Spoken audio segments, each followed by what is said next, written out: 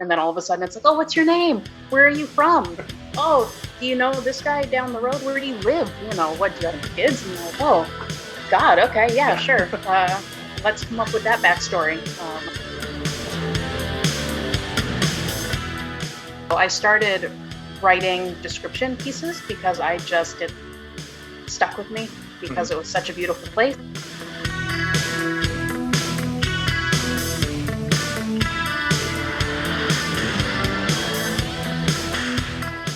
Skills that we developed during COVID. Right? No kidding. All right. Greetings, Skullgateers. I'm Chris Vandyke, president of Skullgate Media and editor-in-chief of our flagship anthology series, Tales from the Year Between. Welcome to Coffee at the Skullgate, an interview series where I sit down and talk to one of the writers whose work has appeared in our books. Today, I'm talking to Jayme Bean, who is one of the creative forces behind our recent release, Under New Suns. Welcome, Jayme. Hi, thanks. Cool. And first, I just have to say, I have not told you this yet, but I was very excited when you applied to be in Tales from the Year Between. And I was terrified when I got your writing that I wouldn't like it because I hadn't seen anything written. I was like, she writes, she's a dungeon master, and she's a zookeeper. I want her in my book. I hope her writing's good. And it was. So I'm very happy to have you. Thanks. That's funny. So having stolen a little of your intro, just tell us a little about yourself. Well, I am a zookeeper by trade, but I kind of went to casual part-time, meaning I kind of come in when they need me. If I need to work somebody's overtime shift, if they're short-staffed. And I went that route to staying home when I had my son, who is just a little over 2. So I'm mostly a stay-at-home mom, 98% stay-at-home mom, 2% zookeeper.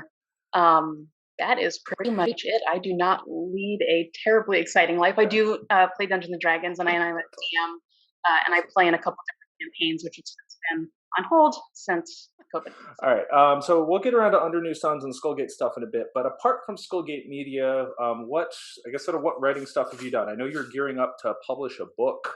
I am. Now, yeah. Is that your first Hopefully, book? if everything goes well. Yes, first book, debut novel. Untouched. Thank you. Other than that, I haven't really done a whole lot. That's my first foray into just about any kind of writing in a serious aspect-ish. I've always written, but I did a short story piece for a COVID anthology shortly before Skullgate, and then just dabbling in a few things since then. But yeah, nothing major yet. I'd be interested to know how many COVID anthologies are out there. Because actually, I was in a different a COVID anthology, and that's what inspired me to start my own anthology series. And I've been seeing them all over the place. I think all of us bored writers at home. Oh, yeah. How could you not? What else are you going to write about when you're just stuck at home climbing the walls? All right. So obviously, with Under New Suns, you did some science fiction. What is the genre? How would you describe your novel? Do you normally write sci-fi? Are you speculative? Is it just whatever comes to mind? Whatever comes to mind. I dabble in just absolutely everything because I cannot pick a genre. Awesome. But no, that was the first time I've ever tried sci-fi at all. Good. Normally, Untouched, my debut, is an adventure novel. Okay. Very standard adventure novel. So yeah, sci-fi was a challenge to jump into something completely different. So. Yeah. Well, I was like, so far with the 2 books we've done, I've had a number of people who, in the first fantasy one, who don't normally write fantasy, and I've got a bunch of people who don't normally write sci-fi. And I like the ideas that people who aren't sort of steeped in a genre can bring. And I don't know, maybe it's just like our generation and younger. I think people seem to be less tied down to a concept of I'm a fantasy writer, I'm a sci-fi writer, and people are much more just sort of open to ideas these days. Oh, for sure. Yeah, I've seen that a lot where everybody's like, oh, I'm doing this, and then I'm jumping genres to something completely 180. As long as you're enjoying it, I don't see why not. Yeah. All right. So talk a little about Under New Suns. So again, you said that was sort of your first official foray into writing sci-fi. I like to think our anthology is a little unique because, first of all, the writers get together and we form this created world and then tell a story set in that world. So can you tell me a little about how you approached sort of group world building? I know especially if you do D&D, there's always sort of a group aspect to that. So how did you approach the world building, and then what led you to write the story that you eventually wrote?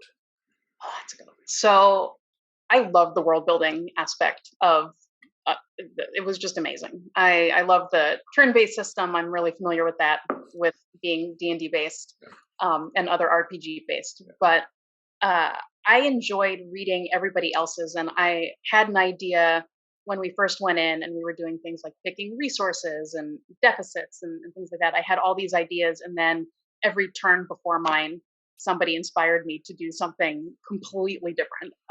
So my approach was kind of, I'm a pantser at heart anyway, and so kind of utterly flying by the seat of my pants before the person before me went. Right.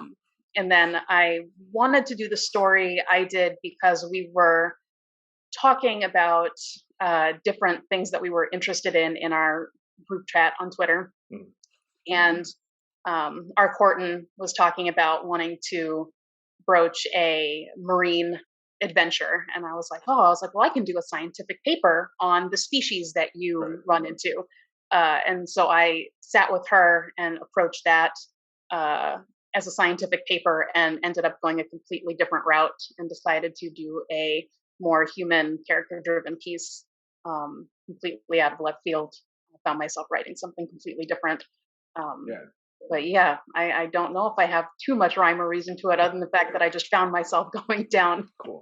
that path. Yeah. No, I like that you sort of started with sort of a deeply scientific thing, and then you ended up writing a very sort of personal, emotional story.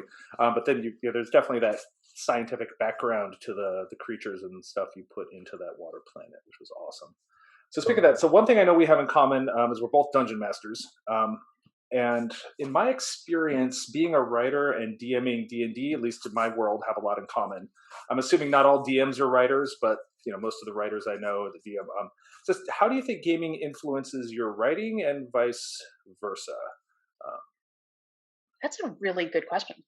oh, thank you. I think there's a million different ways they influence. They're just all these little micro motions within DMing, whether it is needing to come up with a plot line for an NPC character that is selling absolutely nothing that anybody even cares about. And then all of a sudden it's like, oh, what's your name? Where are you from? Oh, do you know this guy down the road? Where do you live? What, do you have any kids? And you're like, oh, God, okay, yeah, Yeah. sure.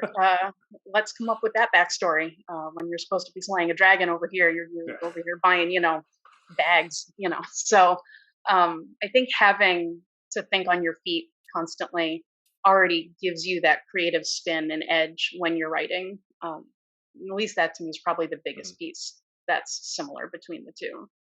It's helped a lot.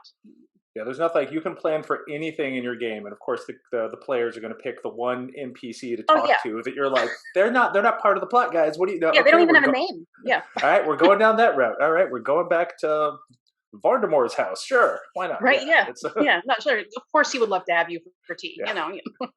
And I love it when my players are like, "What was that person's name?" It's like I didn't write it down. Did somebody write down that NPC that I just came up with off the top of my head, who is now a major part of this plot? Oh, exactly. As I said, so I know you're gearing up to publish your first novel, Untouched. Tell me a little about that. Like, where did that come from? What was that experience like? What made you decide to make that jump into writing a novel? Because, like I said, like some people I talk to have been, they've been, writing and writing and writing seriously for years. Whereas it sounds like you're a little more like me, whereas you've always been writing, but then at some point in the last few years, you said, actually, I'm going to do this thing. So what made you make that decision, and how to get going? And tell us about the book, because I haven't read it yet. Yeah.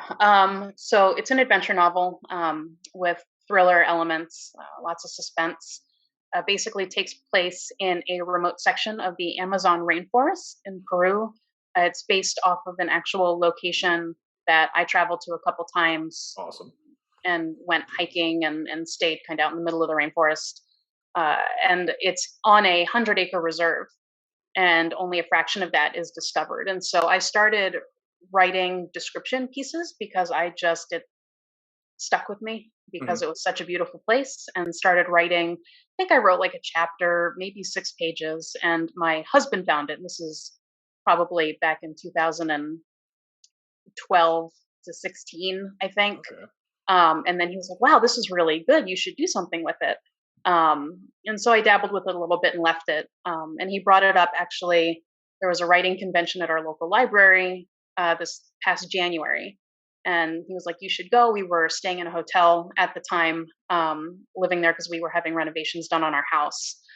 And so he was like, you can get out of the hotel. I'll Hmm. watch the kid, and maybe you'll enjoy yourself." And Can't I say came no to back that. and Yeah. wrote from January on. Awesome. Yeah, say two students that go into the rainforest on a research trip and kind of get lost in the jungle, and suspicious things happen where the jungle seems to be closing off pathways and rearranging itself. Um, Cool. and kind of it ensues from there. And that is coming out when? May 17th, and Awesome. hopefully pre-orders soon. I'm waiting for Ingram to just give me my e-proofs. Yes, we've been talking about that, the fighting with Ingram Spark. Yes, So yeah. you are self-publishing this. Tell me a little about that journey, because I know when I started my first serious book about 3 years ago, my first thought was, this is for me. People are like, "Are you going to publish?" Like, no, no. And then by the time I'm done, I'm like, "Oh, I've got a book." Um, and then I started looking into the publishing world, and it's just there's so many options. Was self-publishing always your idea? Were you thinking to have it traditionally published? What made you decide to do the self-publishing route? Uh, Seat of my pants. I jumped on the writing community on Twitter and kind of fell straight into seeing self-published books, and looked into it a little bit more. And I was like, oh, I bet you that's something I could pull off. I could probably do that. I did Pitch Wars once when it was finished. Got an agent like and a request but not a fulfill type of thing. But at that point, I already kind of thought I was going to be self-publishing, so it wasn't really a huge disappointment for me Right. to have that turned down. But yeah, seeing everybody else's books and buying books from all these amazing people that I know now and just becoming totally hooked on the idea of it. And maybe one day I'll traditionally publish or attempt to traditionally publish.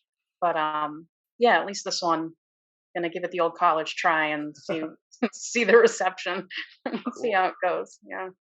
So I guess I sort of talked about this a bit. I have this question, which is how long have you been taking your writing, and I put in sort of air quotes, like seriously. Like you said, you've been writing for a while, and this was your first novel. I guess before that, had you been? You said also you had a short story. I mean, was there a point when you sort of like writing is like my thing as opposed to a hobby, or is it? God, no. I only truly seriously started writing this past January. Um, and that, yeah, it's been just slightly over a year. Cool. My short story was after I started writing my novel. Okay. I think it was around March of last year because it was right when things started shutting down that the anthology popped up, and it was like, oh, who wants to write about the world ending? And I was like, oh, me, that sounds great. Yeah, so yeah, not very long at all. I'm very, very, very green to all of Cool. the writing business. Cool. Actually, I love to hear that just because often I'm in the writing community. There are people like, I'm 26 and I've been trying to get published for 4 years. I should just give up. And like, what are you I talking know. about? I know there's so many times I feel so old with these people just coming in and they're like, oh, I started doing this when I was, I've been querying this since I've been 17. And I'm like, you wrote a book when you were 17? Yeah. Yeah, all right. Yeah. Okay, so looking to inspiration, what sort of writers have inspired you throughout your life? I know that's a terrible question to ask a writer because we could probably talk for hours, but just what are some of the books that have inspired you? I guess just maybe in your own thinking, but even like terms of being a writer. Michael Crichton, hands down. He's my favorite writer without a doubt, like author goals, Hmm. Michael Crichton. Just something about the science fiction element and the science element speaks to me. The same thing with James Rollins. I don't know if you've read any of his work. And No. he's dabbled in adventure novels, military novels, and he's done a couple joint authored like fantasy type vampire esque novels that I just love. And so yeah, those two that focus really heavily on exciting adventure with lots of science and educated side of it. 'Cause that's how my brain works. I'm just a very science oriented person. And so this is again another terrible question to ask writers. I said, other than reading, where are places that you draw inspiration from? And I don't. I'm trying to make it not be that terrible, terrible question. Where do you get your ideas? Which is the worst question to ask a creative ever. But clearly, like you have some of your real life experiences have influenced this book. But I know what are some of the things that inspire you? Like you're like, oh, I want to go home and write now. Um, I say just being out and about. So I love hiking. I love traveling, visiting a million different places. To me, traveling has been probably the biggest inspiration. But also, of course, TV, movies, things like that. You'll see something and be like, oh, even if it's just a glimpse of a character idea that you really, really like. For me, with Untouched, there was a series that I watched on Netflix that inspired me to kind of go a completely different direction with my characters. And that changed my entire outlook of my book. So, yeah, I think it depends on what it is and the timing when it hits. Yeah.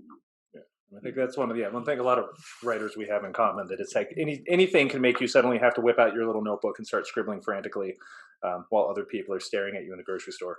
Um, Yeah. all right, so this is just for fun, like the lightning round. Has to be quick answers, no thinking too much, and no equivocating. What's your favorite book? Jurassic Park. Awesome. What's your favorite band? Rush. Okay. What's your favorite book to read out loud to your kid? Oh, So Many Feet, I think is what it's called. Ooh, okay. What's your favorite takeout dish? Pizza. Marvel or DC? Does that count? Oh my God, I don't watch those. Okay. I'm a bad nerd. That's okay. That's okay. We all have our weak points. Waffles or pancakes? Waffles. Whiskey or beer? Beer. Do aliens exist? Yes. Will humanity be around in 100 years? Probably not. Okay, we'll give it a 60-60 chance. Right. And last, another thing I steal from podcasts is I love podcasts that end with some sort of endorsement, some recommendations. So just what's something that's like making you happy right now that you could recommend for other people to do or watch or eat or drink? It's a good question. Drinking, lots of beer. So drinking, period. I endorse drinking. Drinking just in general is kind of like what makes me happy lately. Lately, the last year plus. Yeah. That would explain the 20 pounds I've gained in the last year. Yes. Yeah, right. But they're happy pounds. Yeah. But my husband and I just finished watching Black Spot on Netflix. We were kind of hooked on that. Massively binge watching it. It's a French show. Okay. It's kind of like a dark supernatural horror suspense crime mix. Really, really, really good. Cool. And we just finished that this week. So now we're looking for a new show. But yeah, that one made us happy this week. Black Spot on Netflix. Black Spot on Netflix. All right. So before we wrap up, just tell people, where could people find you online if they're interested in finding out more about you and or your books?